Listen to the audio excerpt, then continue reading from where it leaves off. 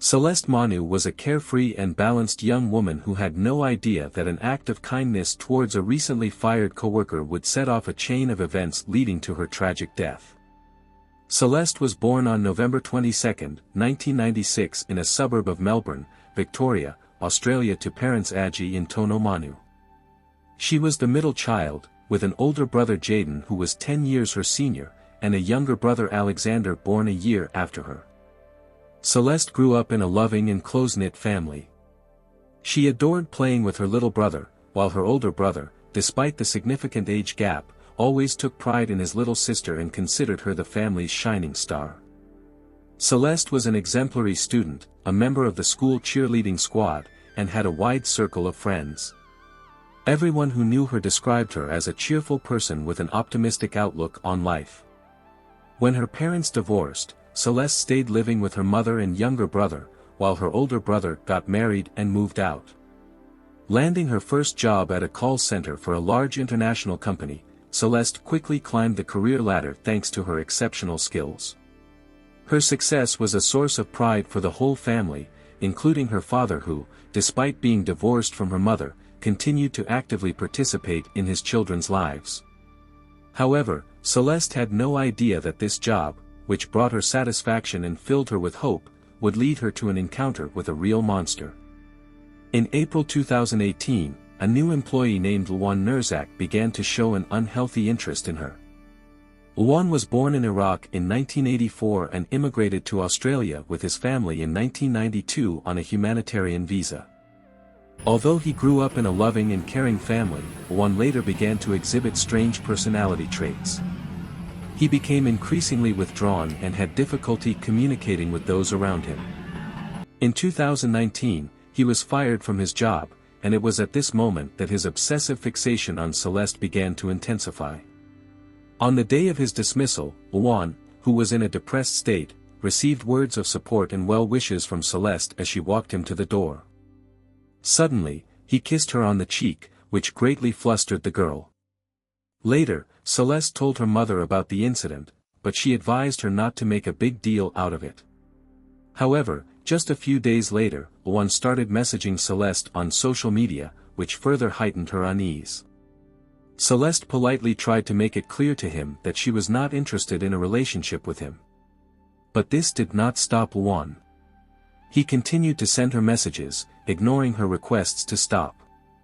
In March 2020, when strict lockdown measures were introduced in Australia due to the pandemic, Luan's harassment only intensified. He constantly created new accounts to bombard Celeste with messages over and over again. Trying to cope with this stressful situation, the girl suffered from anxiety but did not want to burden her loved ones with it. She assured them that she would be careful and watch out for her safety. In September 2020, when some of the lockdown restrictions were lifted, Celeste returned to work. She continued to hide her worries from her colleagues, maintaining a cheerful and optimistic demeanor. Her mother was the only person she confided her fears to.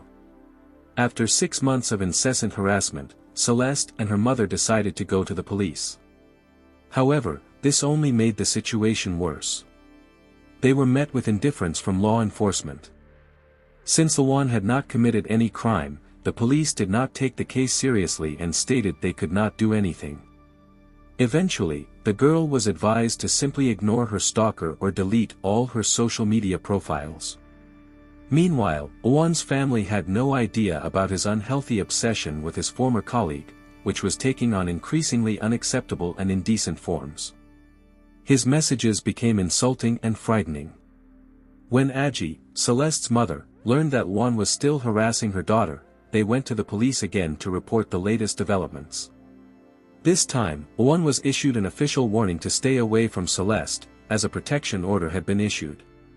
However, Aji, relying on her maternal intuition, doubted the effectiveness of this measure and told Celeste that it was just a piece of paper. Unfortunately, she was right. The order only further fueled Luan's obsession, and soon he began stalking Celeste and even found out where she lived. Days passed, but no positive changes in Luan's behavior were observed. On August 15, 2020, he sent Celeste a 3.5-page letter begging her to withdraw her police report, claiming it was ruining his life. The letter so horrified Celeste that she could not finish reading it and handed it over to the police officer she was in contact with. This time, the letter gave the police grounds for action. Luan was arrested for violating the order and attempting to obstruct justice, which in Australia is punishable by up to 10 years in prison. However, he was released on bail, and Celeste was advised to keep the protection order in place. But this only further enraged Luan. Within a day, he purchased a knife and began planning his attack on the girl. Luan disappeared for several months, not resorting to immediate actions or continuing to write messages to Celeste. During this time, the girl was able to catch her breath a little and even find happiness with a young man named Chris Ridgewell. Her new love restored Celeste's vitality, filling her thoughts with dreams and hopes. Their relationship developed quite seriously. The couple even met each other's families. However, they decided not to make their romance public through social media. In the same period, Celeste's life was marked by another joyful event. Her older brother Jaden became a father for the first time, giving her a niece, Daisy. It seemed that all of Celeste's dreams had finally come true.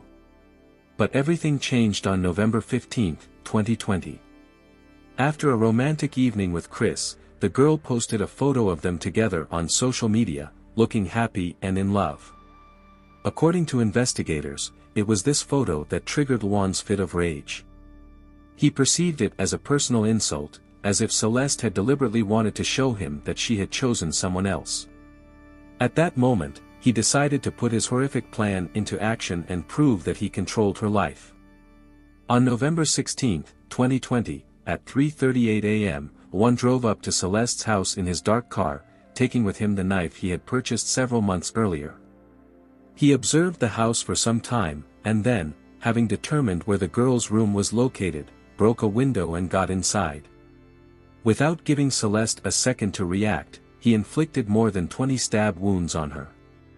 The attack lasted only half a minute, after which Luan threw the knife on the floor and fled. Aggie, hearing the noise, rushed to her daughter's room and saw a terrible scene. In a panic, she called the emergency services. The doctors and police officers who arrived at the scene pronounced Celeste dead, and the murder weapon was lying on the floor. It was then that Aggie realized who was behind this tragedy. Soon after, Luan drove his car into the police station building and surrendered to the authorities.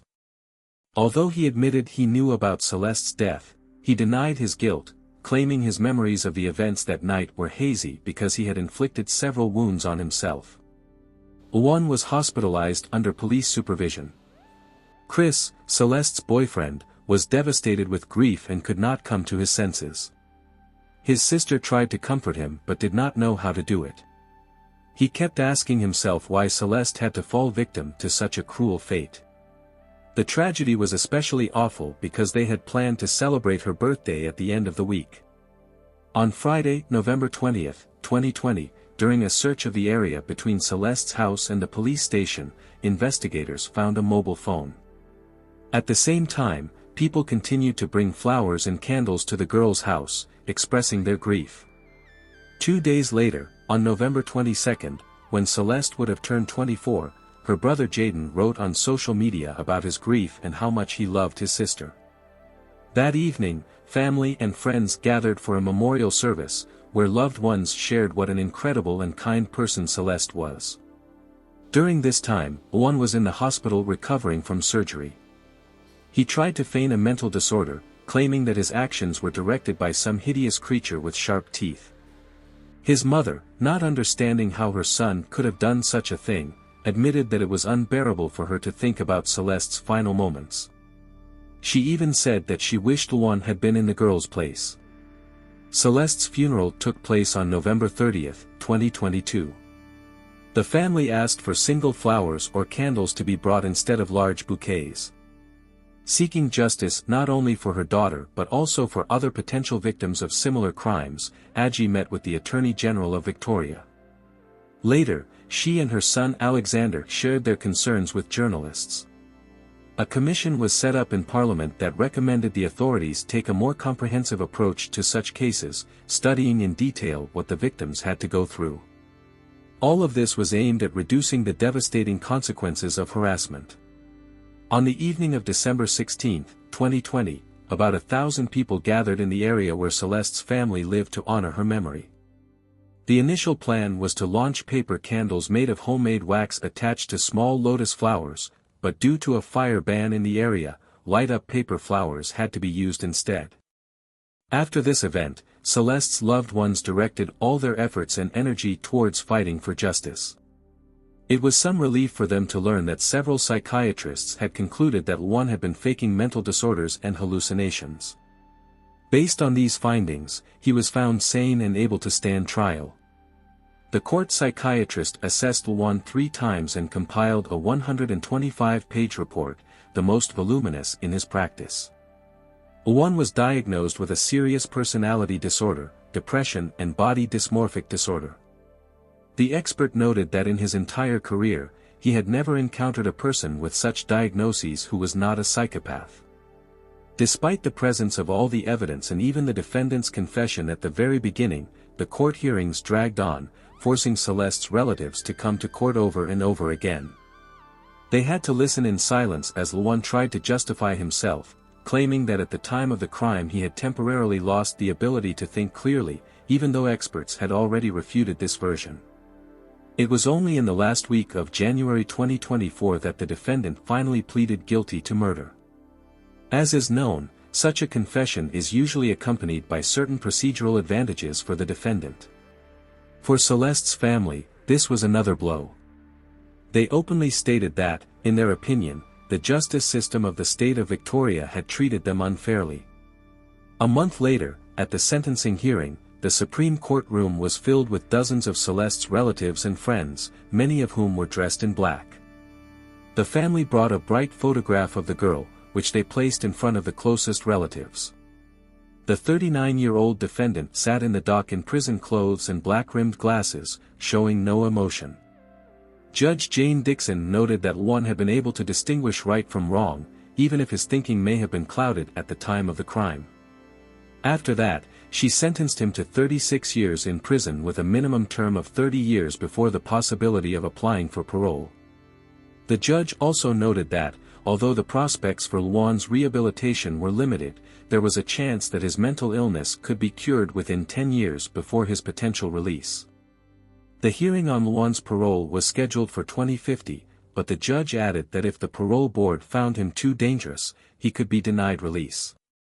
Many of Celeste's relatives could not hold back tears when they learned that the defendant had not received the harshest punishment provided for by the legislation of the state of Victoria, life imprisonment.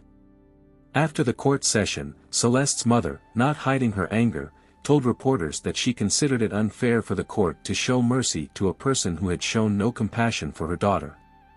She became even more furious when she learned that the prosecutor did not intend to appeal the verdict, and accused the justice authorities of negligence.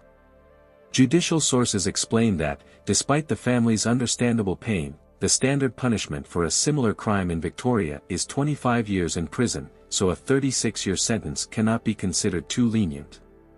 For Chris, Celeste's boyfriend, the very fact that his girlfriend had suffered from harassment for so long was already a crime. Convinced that the justice system had failed them at all levels, Celeste's relatives and friends decided to spend the night at her grave, a place they often visited and planned to keep visiting in the future. Aggie, determined not to stop, started an online petition to push for changes in Victoria's legislation. In her appeal, she emphasized the need for stricter laws against harassment and especially against women. She stressed that, despite all the measures taken, Celeste had not been protected, the police had acted incompetently, and the courts had failed her again. Aggie insists on life sentences for those who take the lives of others. Her goal is to collect 75,000 signatures, and as of August 18, 2024, she had already obtained 5,638 signatures. Celeste's story is not just a tragedy of one family, it is a reminder to all of us about the importance of protection against harassment and the justice system may not always keep up with real threats, and unfortunately, sometimes measures are taken too late. But this story is also about the strength of spirit of Celeste's mother, who, despite the pain of loss, does not give up. Aji has decided to fight so that similar tragedies do not happen again. Her struggle is not only a tribute to her daughter's memory, but also a step towards change, towards strengthening laws that can protect other people in the future. As difficult as it is to realize, the finale of Celeste's story is not an end, but a beginning. The beginning of a movement for justice, the beginning of a new chapter for those who seek change. Celeste's life was cut short too soon, but the memory of her lives on in the hearts of people who care, who are not afraid to talk about the problem of harassment and insist on real action. It is important for all of us to understand that as long as such stories continue to happen, our silence makes us part of the problem.